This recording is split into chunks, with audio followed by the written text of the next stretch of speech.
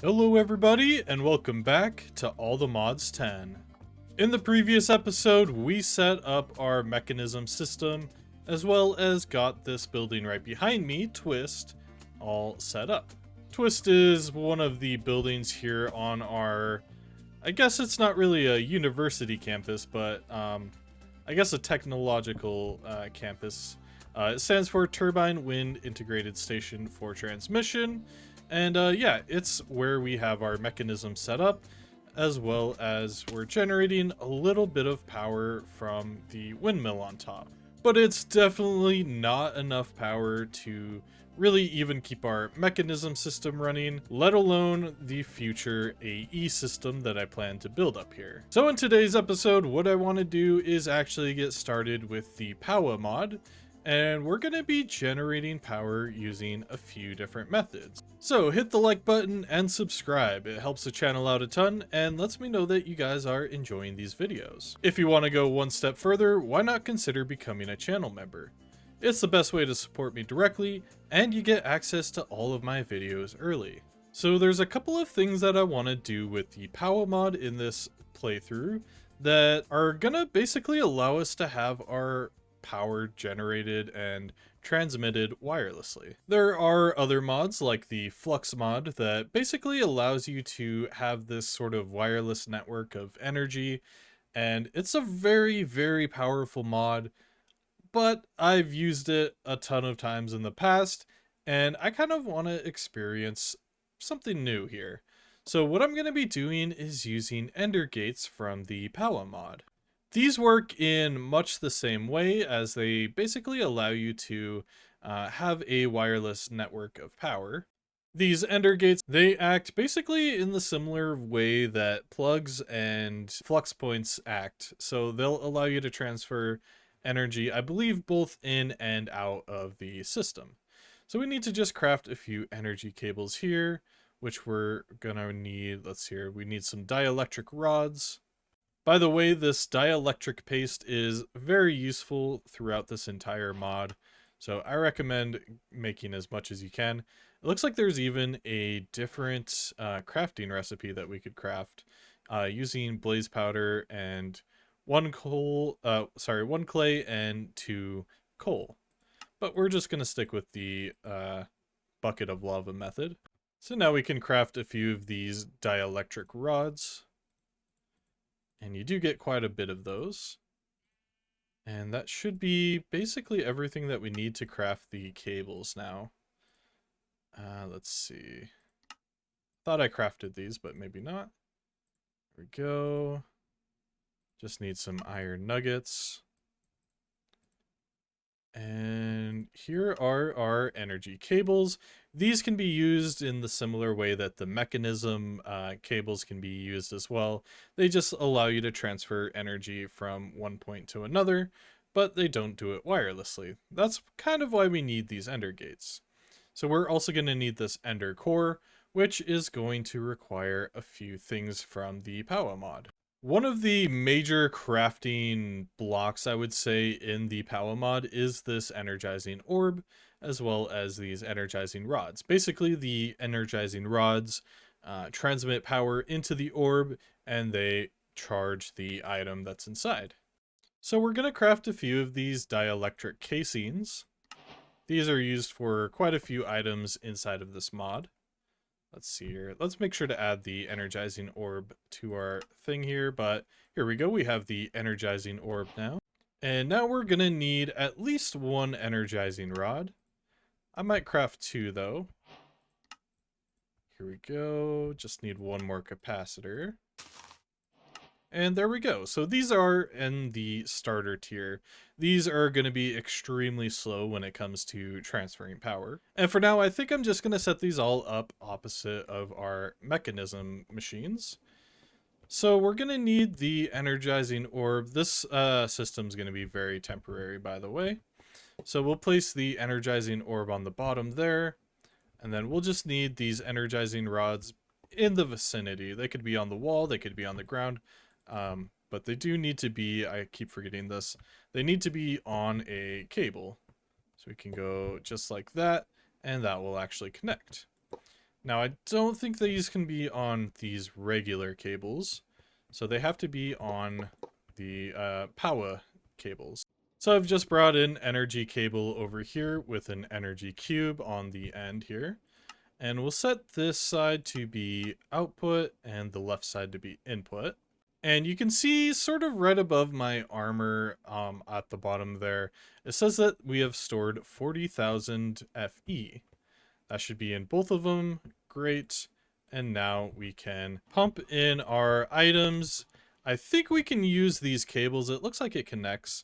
I'll just place a barrel at the top and use my configurator to pull items out.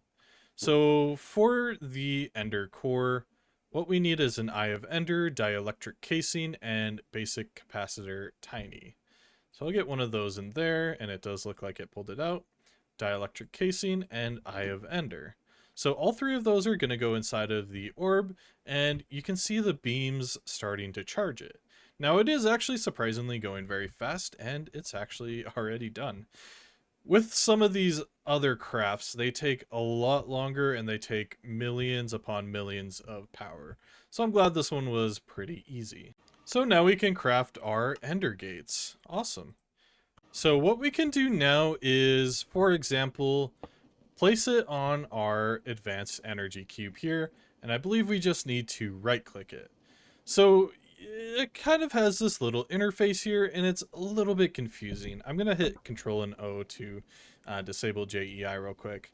So you can see it has 0 FE stored here, and it looks like it has a transfer rate of 500 FE per tick. And we have all these numbers down at the bottom. But all we really need to do is insert a battery from this mod. Now I think...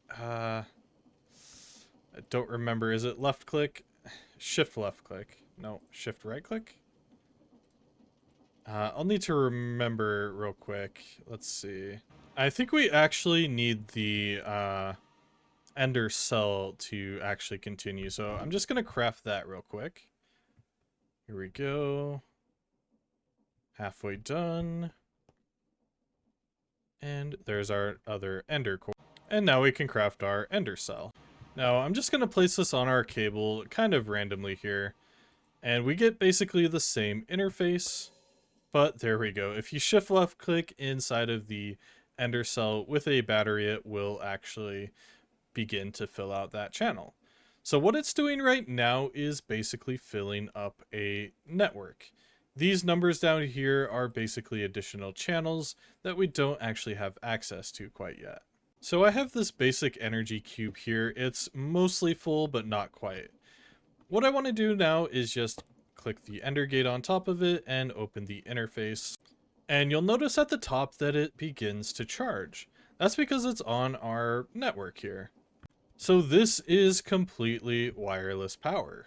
And the first thing that I'm going to use to actually test this out on is our ME controller. You'll notice that it's draining right now, but if we put an ender gate on top of it, it immediately fills up.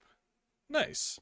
So now, so in the previous episode, I crafted these wireless boosters, and they were absorbing way too much power and shorting out the system.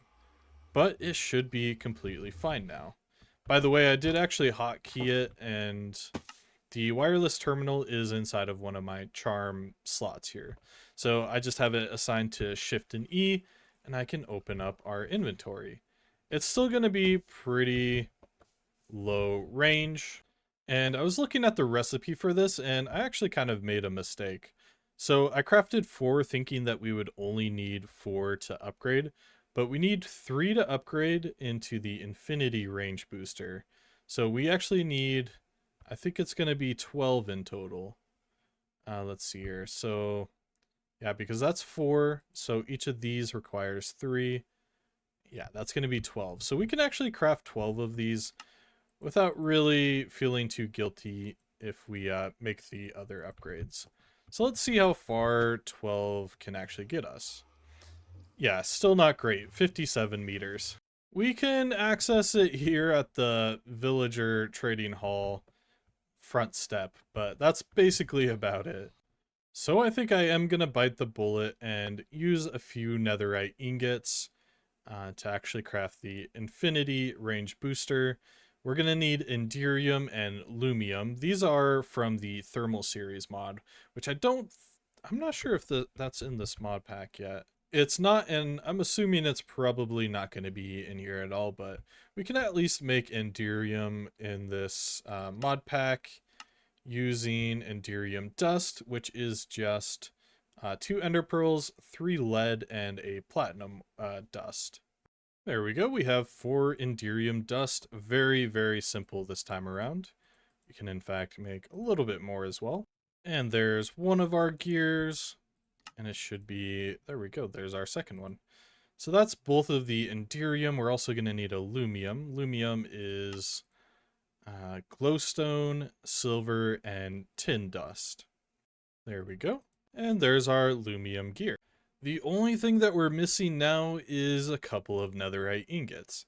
So I'm probably going to have to go to the nether for a bit and just mine for a little while. Hopefully it won't be too bad. And it doesn't look like there are any good places near here to actually start mining downwards. This might take a while. And I already just found an ancient debris. That's crazy. I was still digging down. I think we're at Y15. I think that's the level that we need to be. Oh, and that's actually another ancient debris right there. I couldn't even tell. It was so dark. There we go. Nice. Oh man, I wasn't paying attention to the durability on my pickaxe. And it just disappeared. Oh, I've had that pickaxe for so long. Dang it. Well, we've got 4 ancient debris, which should make, I believe, 2 more ingots. So I think that's enough. Kind of sucks that I lost that pickaxe, though.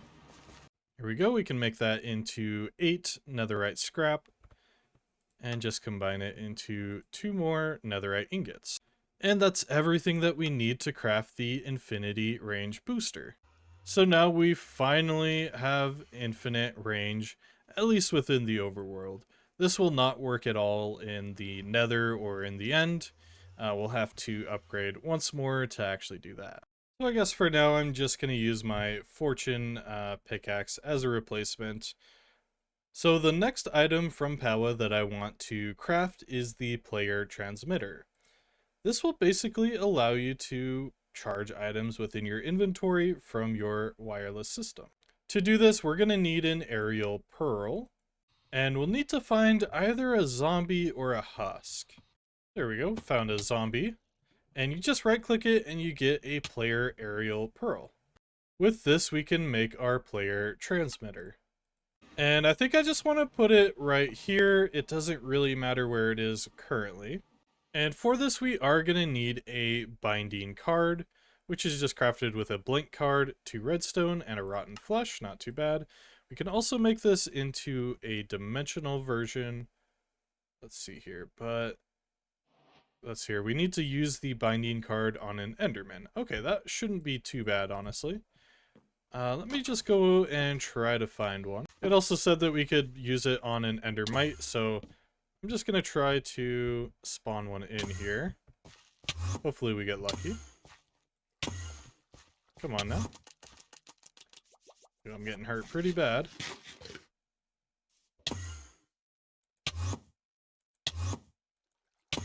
Come on. Oh, and there's one actually hanging out inside of my wizard's tower. Awesome. So that gives us the dimensional card. And all we need to do now is, I believe, insert it there. We might need to right click it, shift right click. Oh, there we go. It's bound to me now. There we go. So yeah, shift right click in the air and that will bind it to you.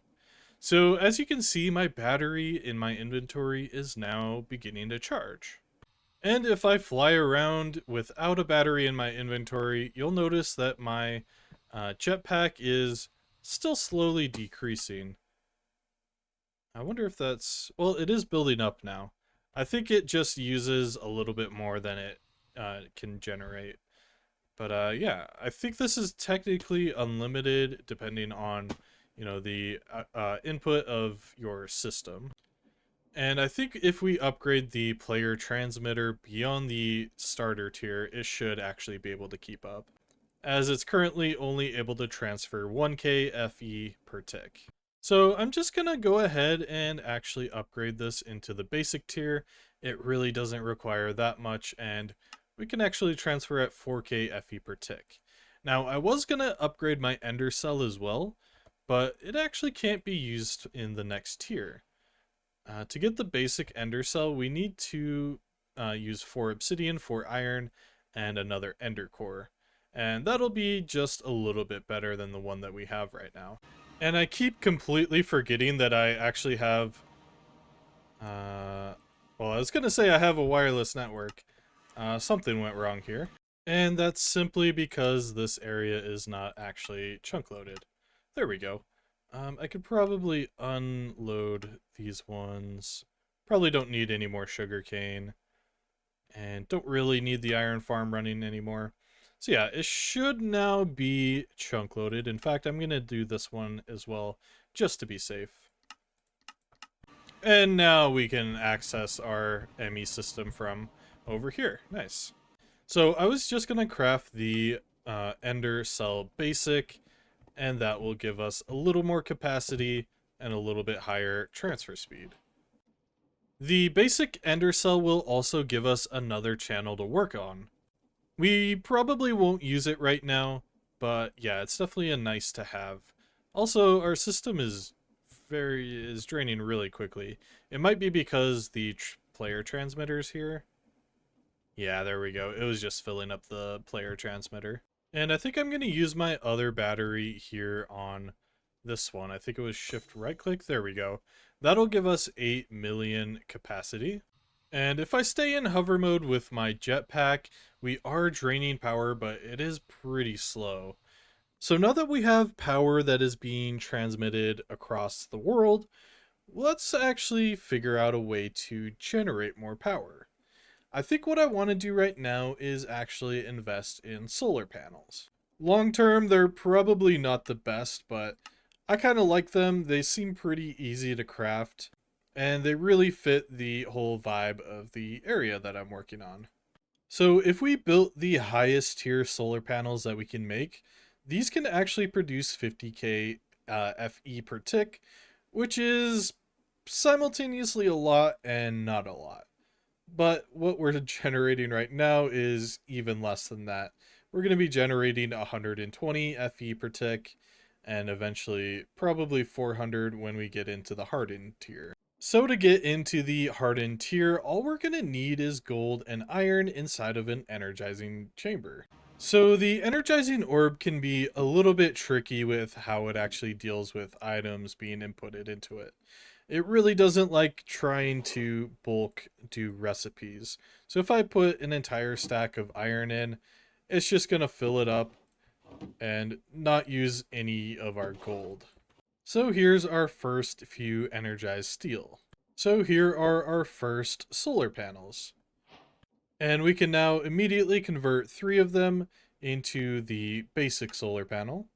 And now we have 3 of the basic solar panels. Now we can immediately upgrade these into the hardened version, which will just require a few of these hardened capacitors and a few extra energized steel. Nice, so that gives us a single hardened solar panel. And I think I'm going to set it up on the roof of this building here. Hopefully, where did that just place? I'm not sure where that just placed. There we go, it just kind of bugged out. Hopefully the windmill won't interfere with it, but it really shouldn't.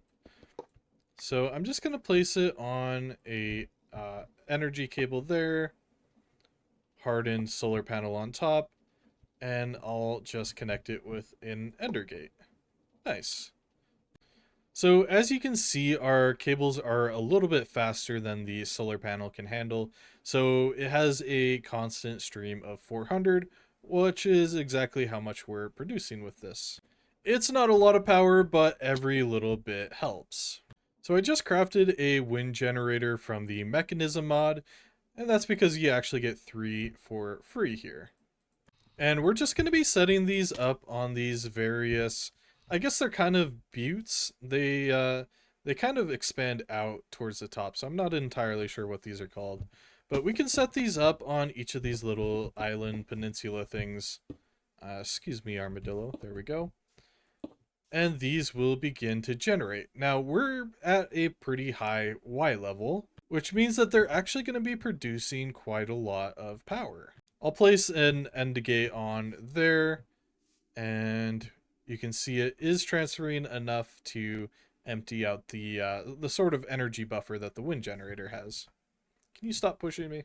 And yeah, these windmills are absolutely tiny, by the way, but they look okay right here. They kind of pale in comparison to the one that I built over there, but they should be producing enough power for us. And by the way, I've just hooked these all up together with an advanced universal cable. That way I only have to use one ender gate for each of these. By the way, we should be able to get the ender cell niotic pretty easily because it doesn't require any of the previous upgrades. All we need are niotic crystals, which are just a single diamond plus 300,000 FE inside of the energizer. That really shouldn't be too bad. It might take a little bit of time because we're using a pretty low tier system, but I think that's doable. Let's see if that'll take a while. Honestly, not as bad as I was expecting. It might put a bit of a strain on the system though, but I think it's going to be doable. Alright, and with that we can craft our niotic ender cell. And we can go ahead and replace that one and place this one back down here. So really the only difference is going to be the transfer rate, but that is extremely important when it comes to our network. We also have up to, it looks like 7 channels now, in case we needed more channels. But now what I want to do to actually increase our capacity in our wireless system is to just go through each of the battery tiers and just see how high up we can get without getting so far that it takes hours and hours to make each of these. I don't think we're going to be able to do nitro just because these require nether stars to make. Although we do have 2 nether stars, we could probably do it. So we've gotten up to the hardened tier so far. And the next tier is going to require blazing crystals, which is just blaze rods inside of the energizing orb. So there's our first blazing crystal. And here is our blazing battery. We jump up from 10 million for our capacity up to 40 million, not bad. And I had to temporarily disable my player transmitter because it was actually filling up this battery with all of the power and just stealing it all from this system. So it should be running a little more smoothly now. We're on the niotic tier now. Oh, and interestingly, the niotic capacitors actually require for each. In the previous tiers, it was 4 produced 2 of these capacitors. So I'll have to do a few more diamonds, but it's really not too bad. All right, and there's our niotic battery. So that jumps us up to 100 million capacity. And I think this tier is when things begin to actually really slow down. It's not too bad, but it's definitely going to take quite a while for these to actually keep up with making the spirited crystals. And a quick tip for people doing this as well and playing through the Powah mod, you can actually do an entire block at a time and it'll actually produce the same amount and probably take the same amount of time as well. But you actually do 9 at a time and you don't have to keep swapping out your emeralds, so that's not too bad. We can also do that with the other ones as well. All right, and the block is finally done. There we go. So now we can just break that down into 9 spirited crystals. And we can craft our spirited capacitors, just like that. And here is our spirited battery. Nice. So that bumps us up to 400 million FE, which is probably more than we're going to want right now, but I think I'm still going to go for the nitro tier just for the flex. So this really shouldn't be too bad. I will need to go ahead and place our blazing rod or our blaze rod block inside there. And fortunately that is going pretty quickly. And that turns into a block of blazing crystal. And now we can place 2 blocks of redstone, another star, and block of blazing crystal inside. And that will begin to charge. Now that's going to take 20 million FE, so it might take a while.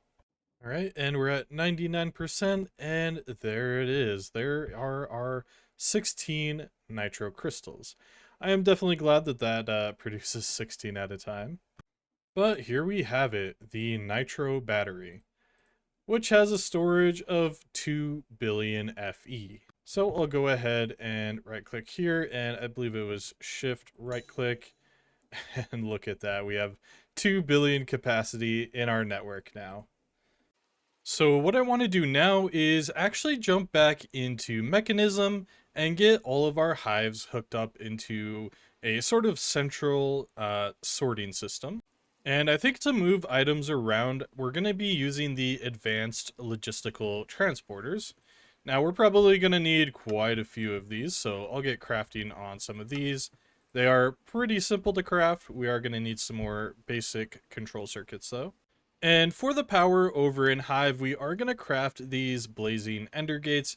I think these will be pretty much as fast as we're going to need. These can transfer 20k FE per tick. And for our storage, we're going to stick with a functional storage for now. And we're going to be building these framed drawers. We're going to need a lot more than that though. And basically what these frame drawers allow you to do is make them into your own sort of custom sort of configuration. So if we put that, for example, let's see exactly how these work. So yeah, if we put it in a configuration like that, where the frame drawer is in the bottom here, where the frame drawer is in the bottom left, the block that is in the top left will control the sort of the outside appearance of the drawer, and the top right will basically change the face of the block. This is where the item amount and the item picture will appear. And the one in the bottom right doesn't matter if you're only using a 1x1 drawer. This just changes the divider color. And I think I want to stick with the bee theme for these. So I'm going to be using a stone cutter, and I'm just going to use expansion boxes. And I think I like these ones. Style Dead, which a little bit of a weird name for this kind of area, but I think these ones probably look the best for this. So our end result is going to be the canvas expansion box with the skystone. If you only have a 1x1, you don't actually need a third block there. So let's take a look at how these ones will look. Ooh, I really like that. I'm not 100% sold on the block for the front, but I think when we get items inside, it'll look pretty good. Especially, yeah, if we get like wax inside of there, that looks pretty good. So yeah, I think I'm gonna make probably, I need to math this out, probably about 20 or more. So I think something like that will look pretty good for this. By the way, I've kind of designed these to be sort of computer screen-y. So these are kind of meant to look more like they're monitoring the amount of items in each hive or something like that. Also, I kind of forgot to change the design of these. So they're just the regular oak canvas hives.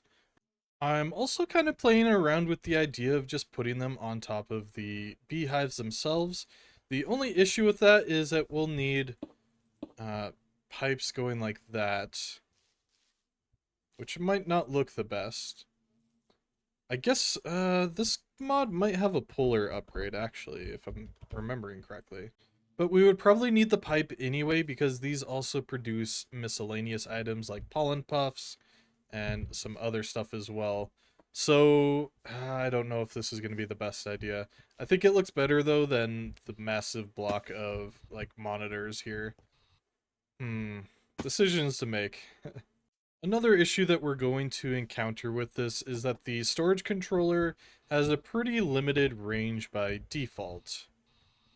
And it looks like barely any of the hives are actually inside of the default range. All right, so this is sort of the end result of what we've done here, kind of. We've just attached these logical transporters to the beehives and the drawers. They're not connected to each other quite yet. I still need to go down and connect them all together.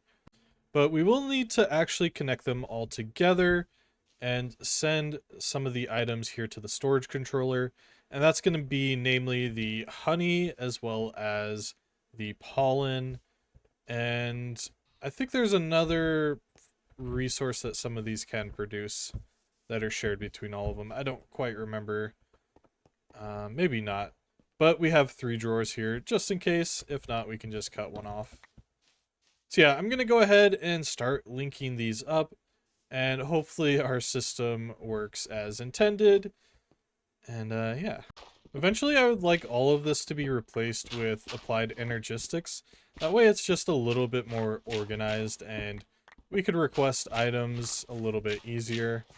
But I think this should do for now. Alright, and I think I have everything hooked up now. I'm just running back through and making sure all of these are covered. I dug quite a lot of spots out. Here we go. Here's another one. I also know that there are cable covers for mechanism. I was looking into it. It requires sawdust, so I'll probably figure that out in between episodes and get all of these covered. But yeah, so they're all connected together now. We have a central storage here for our pollen puffs. And I went through and upgraded our storage controller here with a gold upgrade. And that actually allows us to connect basically every single one of these monitors, I missed a few here, to the central system. Which technically means that the top parts of these pipes are completely unnecessary, and we could in fact even just pull the items from below, but I didn't think about that until it was already too late. I might switch over. It kind of depends on how good I can make the covers look. If they look bad, I might just revert it back. And we have a little bit of a mess of pipes right under this one, but yeah, so what we can do now is actually automate our centrifuge to pull out the honeycombs and process some of these ingredients. We can remove the obsidian furnace that's been here for a while now. Because we have our ender gates, let's see here, this baby incubator, we'll use this later on. I actually misunderstood how it's used. This is actually made or used to make like bee eggs, like spawn eggs. So we'll definitely be doing that in the future. But for now, I just want to tear down basically all of the items here. And I think I'm going to build our station over here instead. Now, I'm not entirely sure how smart the powered centrifuge and the logistical transporters are. I don't know if it'll pull out just honeycomb. No, it looks like it will pull logs out as well. So I think I'm going to try the logistical sorter for this. This is also from Mechanism, and it should allow you to sort out different items. So we're just using the C honeycombs tag for this. That should be able to pull out all honeycombs from our system.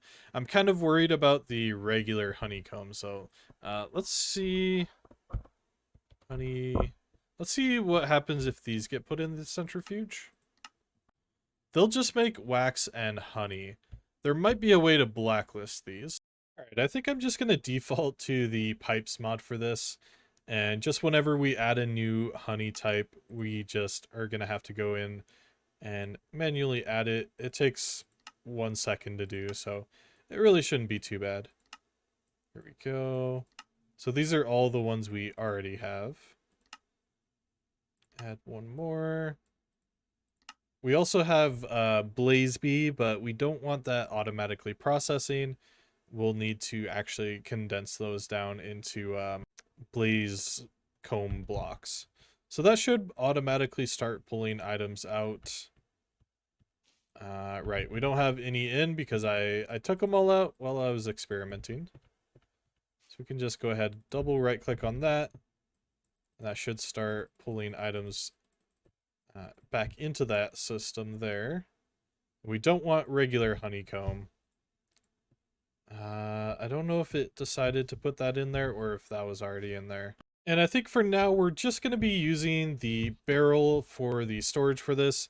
Eventually, this will lead back into our AE system. So we can get a pipe down there and use our configurator to pull items out. So now we just need to give the centrifuge a little bit of power. And that should automatically start. Nice. I'll throw some speed upgrades in there. And we'll get all of our products winding up in here. Awesome.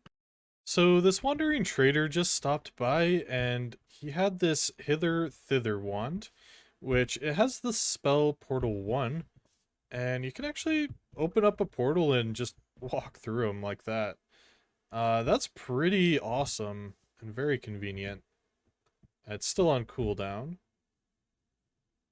1.5 minute cooldown, but yeah, we could use this to get to over there a little bit quicker. So yeah, I just built 2 portals here and they do link together. Now, I have no idea how to actually get rid of the portals though. Maybe right click, shift right click, break it with this. I have no idea. It might just be stuck here forever. So it looks like to get rid of these, we have to use the counter spell.